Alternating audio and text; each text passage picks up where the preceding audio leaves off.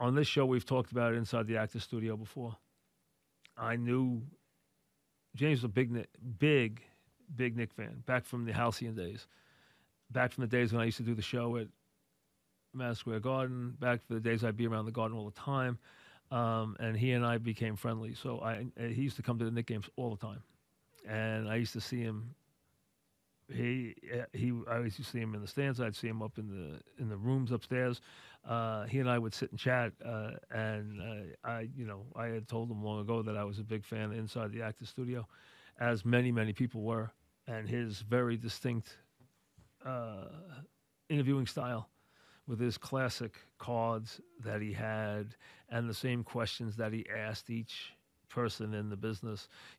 Whether and how that came together was he had a non-credited course that he put together in the School of Drama, the Actor Studio Drama School, and it was for writers, directors, and performers in theater and film and television.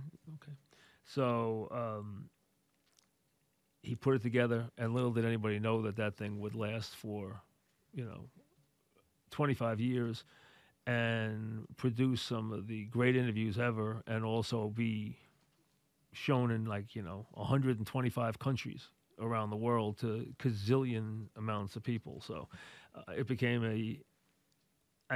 he was parodied on Saturday Night Live. He became he became as well known as just about anybody in the business, because everybody wanted to do that show, and everyone was worried about the classic questions that he'd always asked. He used to always talk about how he had been influenced by Bernard Pivot, who was his mentor for asking the questions, and what was your favorite curse word? What would God say to you when you got to all the same, the whole thing. So classic interviews, whether it was the Spielberg one or go back down the line. Just so many that you can think of that were just unbelievable. And classic interviews with legendary performers. So I'm sure in this day and age, you would expect now they were on Bravo. I don't know who controls the rights to those now, but you would expect one of these Netflix types, whoever it may be, that would have the rights to these to somehow, have them in catalog form, because I can't imagine how many times you would go put one on. I know I would. If I had them locked up the way you have these TV shows locked up now on Netflix or any of the other services you have on your TV.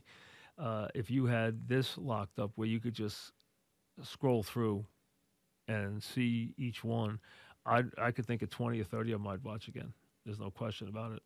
So died today at the age of 93 from bladder cancer.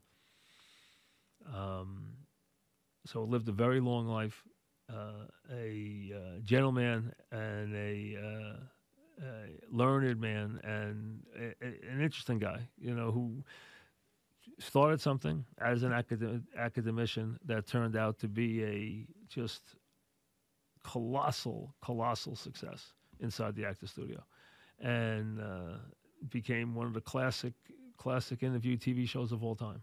So he is gone at the age of 93. I didn't even realize it was that old, to be honest with you. And I've known him for probably 25 years, maybe longer. And he was a very nice man. So he will be missed, but his shows will live on forever. And like I said, if you haven't watched those and you like film and you're into film, or you're a student of film, or you're someone as a young kid who wants to study film, go get these sessions. And most of them were, I would say, 90 minutes. They were really long. There was nothing. These were extensive interviews. These were not short. This went from your childhood to where you grew up, what your father did, what were your early influences. Okay, I mean Spielberg, as you know, if you see the one with him, and think of the movies he's made, he was afraid of everything growing up. He was afraid of the tree outside his house at night. He was afraid that the furniture would move around on him. I mean, he had fears of everything that he turned into his movies. So I mean, fascinating stuff like that, and you find out some of the origins and some of the crazy things that went on with these actors before they became successful, and you realize it's not a straight line to the top. Very, very much. All you have to know, all you have to see that, all you have to do is look at Tom Hanks. Tom Hanks, came from a TV show called Bosom Buddies. Okay, he was part of the TV show with Bosom Buddies. He even mentioned when he got this big award a couple of weeks ago from one of the awards shows. I don't know which one gave him an award. Someone gave him a State of the. It was probably Screen Actors Guild, but he mentioned Speedy Scalari, who was his sidekick and his co-star in that show. So just to show you that, and he thought he was a great actor, and that he didn't have any talent, and Scalari had all the talent. And look at Hanks becomes one of the great actors of all time. Just to just show you that you wonder where people come from sometimes. So or the way George Clooney's come from television, or you can take these different people and the way their paths go to become these big stars. So it's fascinating. It really is. So he's gone today.